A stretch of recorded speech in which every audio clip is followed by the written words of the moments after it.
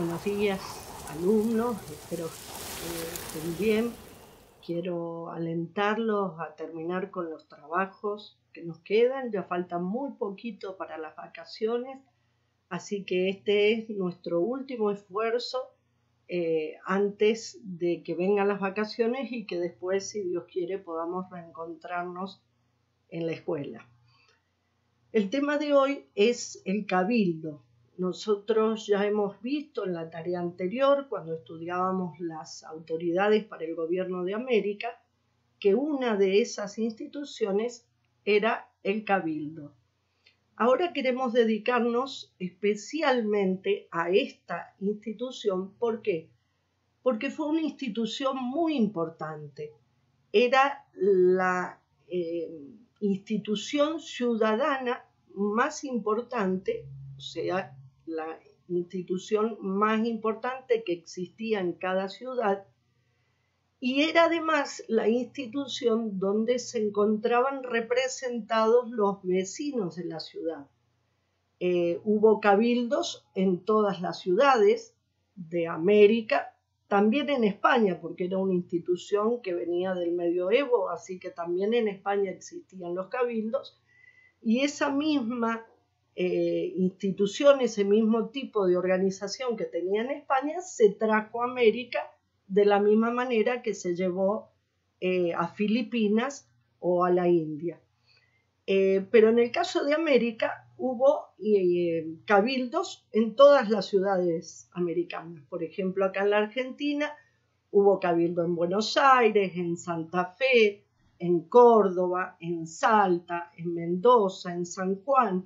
Cualquier lugar que tuviera condición de ciudad tenía cabildo. Por ejemplo, acá en San Rafael no hubo cabildo porque no era una ciudad. Cuando se fundó como un fuerte, no como una ciudad. Por eso es que no tenía cabildo.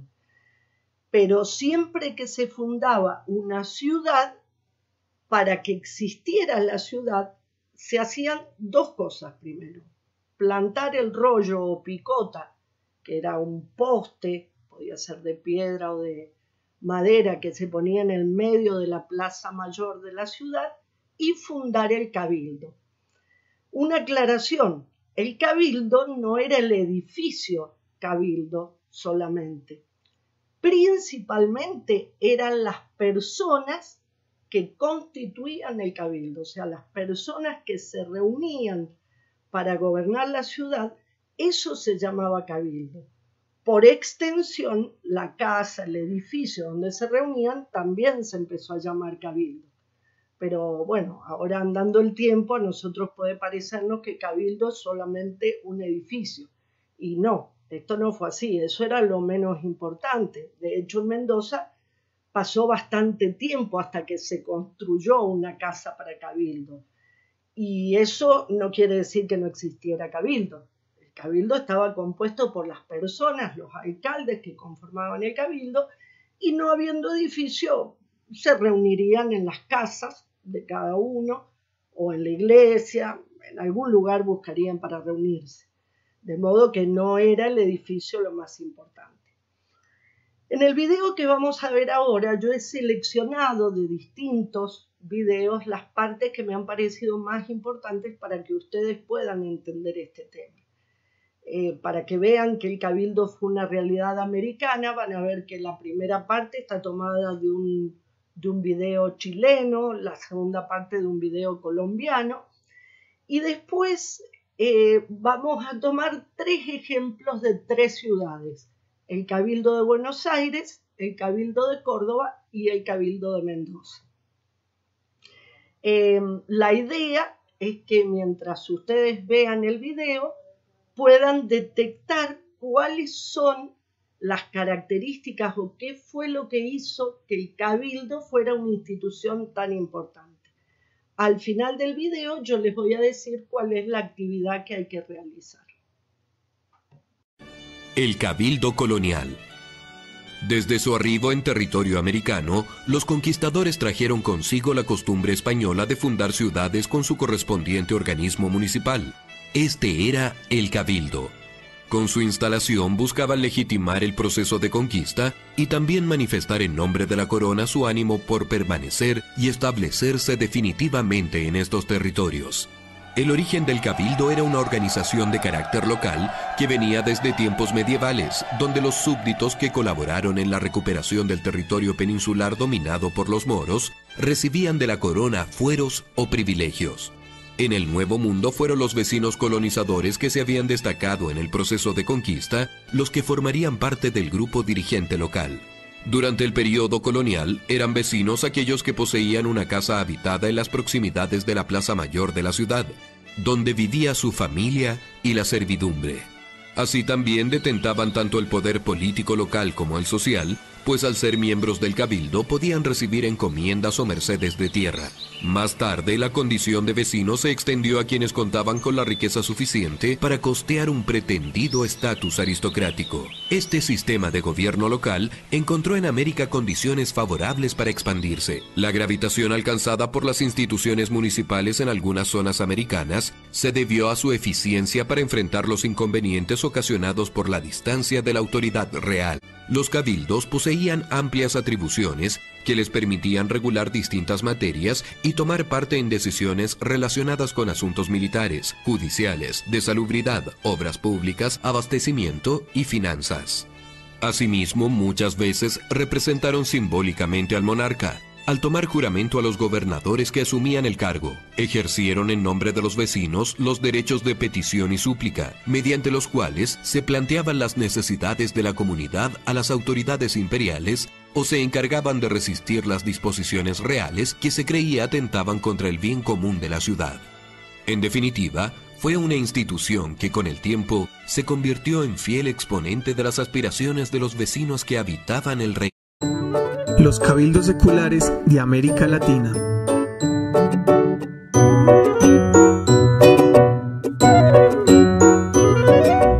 Los cabildos constituyeron la base de la estructura del poder colonial.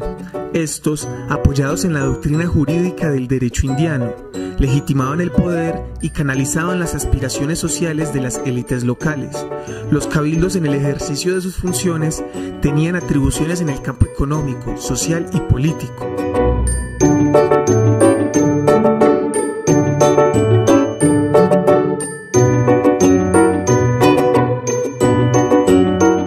En el campo económico, como regulador del comercio de la ciudad y por ende, encargados del control de pesas, medidas, precios y aranceles.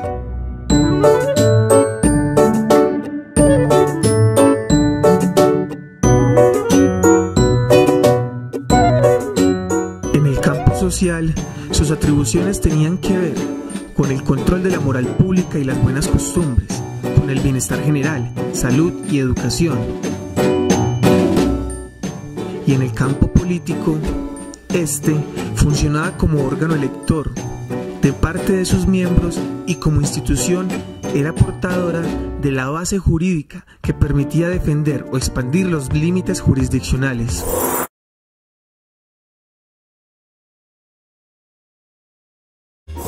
El Cabildo es el único ejemplo de arquitectura colonial que subsiste en la Plaza de Mayo, el sitio más antiguo de Buenos Aires.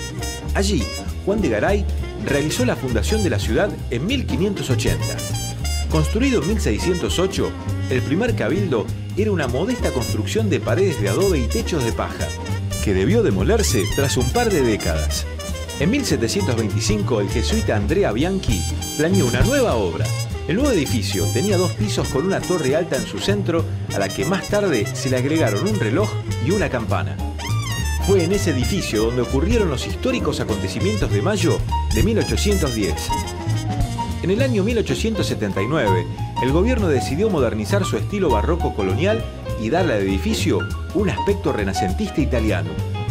Entre 1889 y 1930, el Cabildo perdió 3 arcadas de cada lado por el trazado de la Avenida de Mayo y Diagonal Sur, y la torre central fue demolida. El edificio hacía años que no cumplía ninguna función, hasta que en 1933 se lo declaró Monumento Histórico Nacional y Museo. A partir de 1938, el arquitecto Mario Buschiaso supervisó la reconstrucción de todo el sitio, dándole un aspecto similar al que tenía en 1810.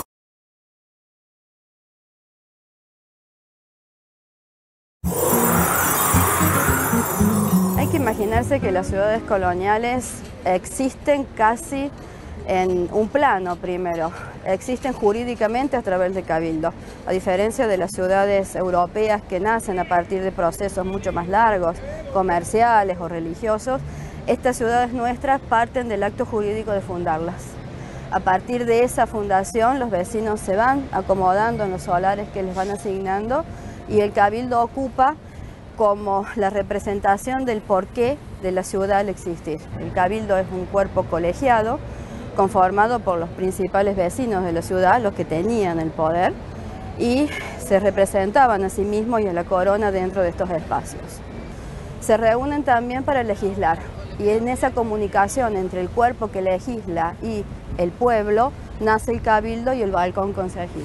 Estos balcones son el espacio que permiten esa relación entre el cuerpo que legisla y el pueblo.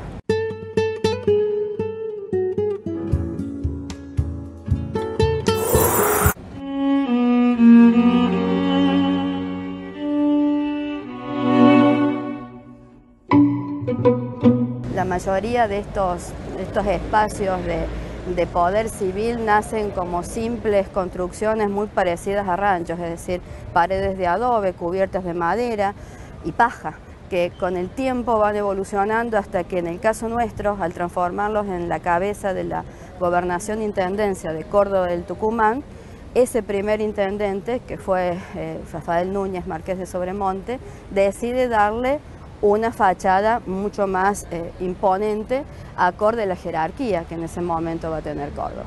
Entonces le encarga a un ingeniero militar, un ingeniero voluntario, que defina con un lenguaje más acorde a la época la fachada del cabildo.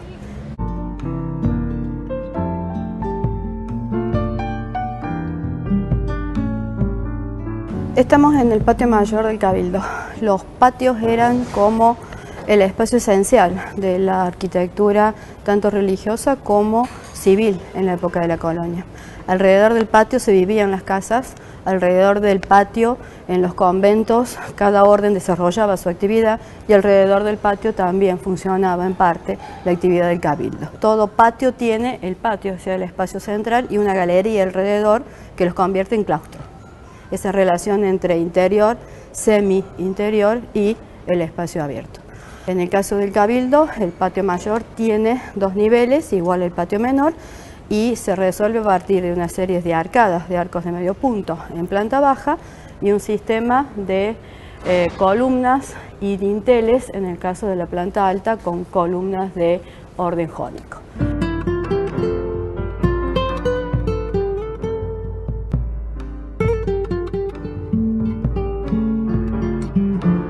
Desde esta posición central que tenía el cabildo, la ciudad colonial marca como la parte que define la identidad cordobesa, esa identidad que queda encerrada durante más de 200 años entre el río, las barrancas y los mismos procesos de pensamiento que tenía la ciudad de Córdoba a partir de la fundación jesuítica de su universidad.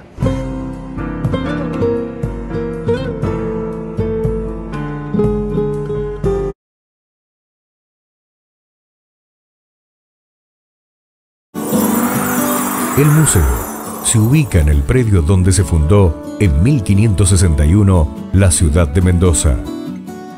Su misión es conservar los restos arqueológicos del cabildo de la época colonial, que funcionaba allí y que fue destruido por el terremoto de 1861.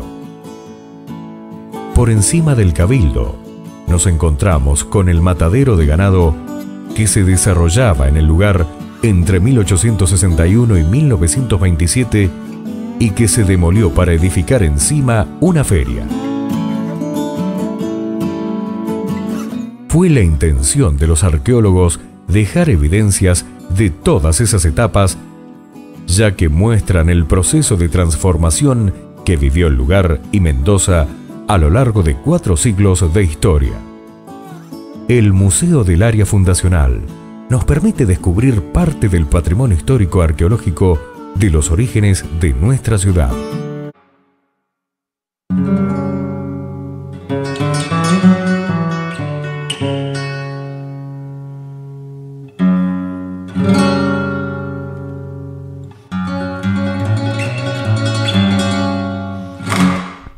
Valentina, comentemos ahora entonces esta fundación de Mendoza, que es bien especial, porque Mendoza no tuvo una sola fundación, ¿cierto? Parte con una fundación que después va a ser reemplazada por una segunda y después tiene una tercera fundación adicional. Hablamos de una fundación y un traslado. Según la legislación indiana, podía existir una fundación y se admitía una segunda fundación en el caso que la primera hubiese desaparecido, como el caso de Buenos Aires, en Argentina. En el caso de Mendoza, Mendoza se funda el 2 de marzo de 1561 por el capitán Pedro del Castillo. Es enviado expresamente por don García Hurtado de Mendoza, de allí el nombre de la ciudad, que es Mendoza, Nuevo Valle de La Rioja. Mendoza en honor a quien lo había enviado, y Nuevo Valle de La Rioja porque el aspecto geográfico era muy similar al de La Rioja en España, de donde él era oriundo. Al año siguiente, 1562, cambian las autoridades en Chile y justamente a quien envían a Mendoza es a don Juan Jufré a refundar la ciudad. Juan Jufré comete un error legal porque según la legislación urbana, la legislación hispana, Pedro del Castillo no comete ningún error en cuanto a legalidad, fundada por Pedro del Castillo. Por eso para nosotros la ciudad es la que funda Pedro del Castillo y Juan Jufré hace un traslado. Las primeras actas de gobierno, las primeras actas emitidas por el Cabildo desaparecieron entre 1561 y 1566. Lo real es que a partir de ese momento nosotros vemos en cuanto a documentación que la ciudad crece en torno a esta plaza o a este lugar. Viendo acá en esta imagen detrás, vamos a pedirle a la cámara que la presente. Sí, esta es una de las imágenes más importantes en cuanto a investigación y en cuanto a saber cómo era la ciudad de Mendoza antes de ese terremoto que la destruye en 1861.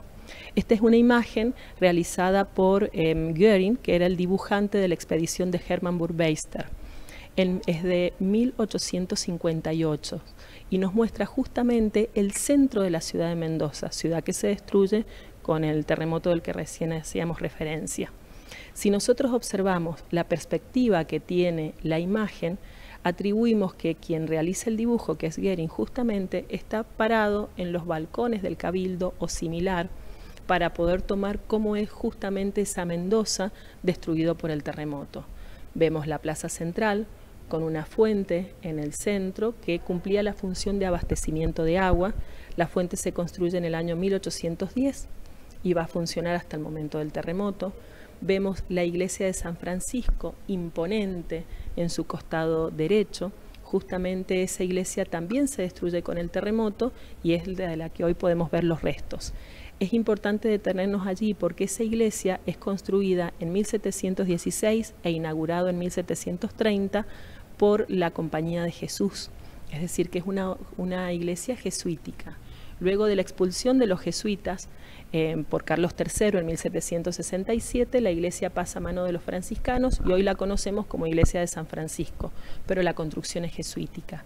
Es el único testimonio que nosotros tenemos en pie de esa Mendoza destruida por el terremoto de 1861. En ese momento, o en esta imagen también vemos la iglesia de los dominicos, que es la única orden que se queda en el mismo lugar pasado el terremoto de 1861. ¿Existe hasta el día de hoy? Sí, esa iglesia se cae con el terremoto, construyen otra que se incendia y posteriormente construyen la que se puede ver hoy en la calle Beltrán y Rioja. ¿Cuál fue la primera orden que llegó? Porque a Chile los primeros fueron los dominicos y acá ¿fueron ellos mismos o los jesuitas? No sé. La disputa está entre los dominicos y los mercedarios. Perfecto. Los mercedarios no alcanzamos aquí a ver la iglesia, pero se ubican por la actual calle Montecaseros y San Luis. Ahí está el predio de los mercedarios.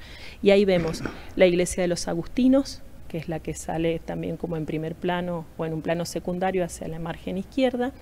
Y en una toma que no se alcanza a realizar del todo, sobre el costado sur de la plaza se ubicaba la iglesia matriz. Perfecto. ¿No había una catedral o la iglesia matriz correspondía a la catedral de la ciudad? Catedral con ese título no. No, pero sí era la iglesia matriz. Era la más importante. Perfecto. Vamos a invitarlos a recorrer, Bettina, para este sector, porque este museo es muy especial porque se trata de un museo de sitio. Los museos de sitio son bien interesantes porque no es solamente que el museo se construyó como un edificio, sino que está mostrando efectivamente que había. Y partamos contando, Bettina, entonces, ¿qué estamos viendo por acá? Bueno, justamente como vos acabas de decir, el museo de sitio muestra lo que se encontró en el lugar y la construcción actual lo que hace es proteger y exhibir eso. Nosotros hablamos o venimos hablando de esa ciudad de Mendoza fundada en 1561 y destruida por el terremoto. Sabemos que en este lugar existieron 3 construcciones que hacen referencia a las distintas épocas históricas. La más antigua es el Cabildo de Mendoza, esa institución que era fundamental en la época colonial. El último cabildo de la ciudad de Mendoza se construye en el año 1749 y se destruye con el terremoto. Justamente las 3 excavaciones que nosotros tenemos acá, 2 de ellas muestran los restos de ese edificio del cabildo de la ciudad de Mendoza. Este sector de acá hace más referencia a ese piso del cabildo, a una habitación, no sabemos si externa porque aún tienen que continuar las excavaciones, pero sí una habitación que tenía menos jerarquía que la sala central, que es en la excavación que vamos a ver enseguida. Entonces ahora en el patio central, entiendo, del Cabildo. Del Cabildo. Esta justamente es la trinchera central, como nosotros le decimos. En ella se encuentran las baldosas de la tierra por el tipo de composición que tienen las baldosas, y además se le habla de damero. ¿Por qué damero? Es por la disposición que tiene justamente la baldosa. La composición es la misma que el ladrillo, la diferencia es el tamaño y el espesor que tiene. Esto debió ser una de las salas principales del cabildo, no la capitular, porque hay relatos que indican que la sala capitular, es decir, donde se juntaban a sesionar, estaba en el primer piso del cabildo. El cabildo tenía su ingreso hacia la plaza con 8 arcadas. Posteriormente tiene una remodelación y esa remodelación pasa de 8 a 13 arcadas. En el sector sur, según los relatos que tenemos, había una zona de mercado, y en el sector norte, se cumplían otras funciones, entre ellas las prisiones, los calabozos estaban en el sector norte del predio. Vamos a ir a mirar esa maqueta, Bettina, que tenemos allá, que muestra bastante bien lo que estamos contando de cómo habría sido entonces este periodo del área fundacional de Mendoza, y podemos mostrar algunos de los edificios mientras tú nos comentas. Sí, esta maqueta justamente está basada en la imagen que vimos recién, la litografía de Guerin y algunos relatos de la época y actas capitulares. Vemos en el centro la plaza central, la plaza Pedro del Castillo, que en ese momento tenía el nombre de Plaza Mayor. Plaza Mayor. La fuente que está en el centro, que era de abastecimiento de agua. Sobre el costado este de la plaza, justamente el cabildo de la ciudad de Mendoza. Hablamos de cabildo hipotético porque no tenemos imágenes, no hay planos, nada que demuestre cómo fue ese edificio.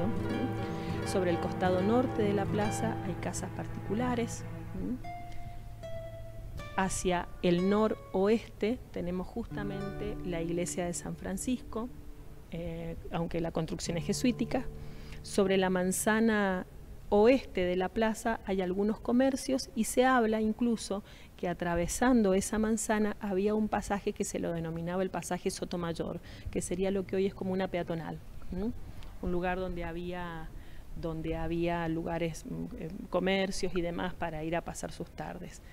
Y detrás del cabildo justamente está el canal Cacique Guaymallén, el canal Sanjón Cacique Guaymallén, que siempre actuó como un canal derivador, es decir, un canal recolector del resto de las acequias. Bueno, la actividad que vamos a realizar es la siguiente. Primero vamos a escribir en un mínimo de 5 renglones y un máximo de 10 renglones, o sea, entre 5 y 10 renglones, vamos a escribir cuáles son las características principales que hicieron del Cabildo una institución tan importante. O sea, ¿por qué el Cabildo fue una institución muy importante?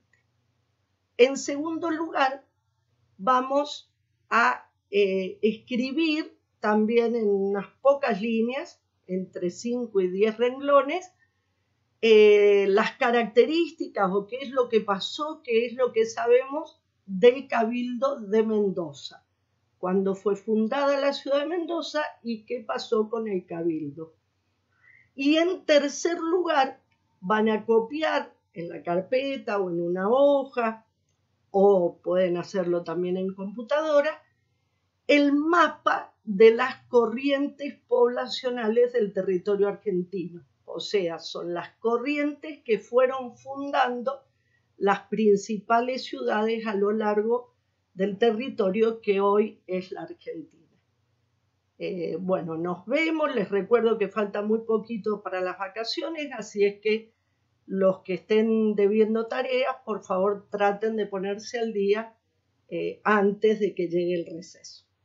Chao, chao, nos vemos.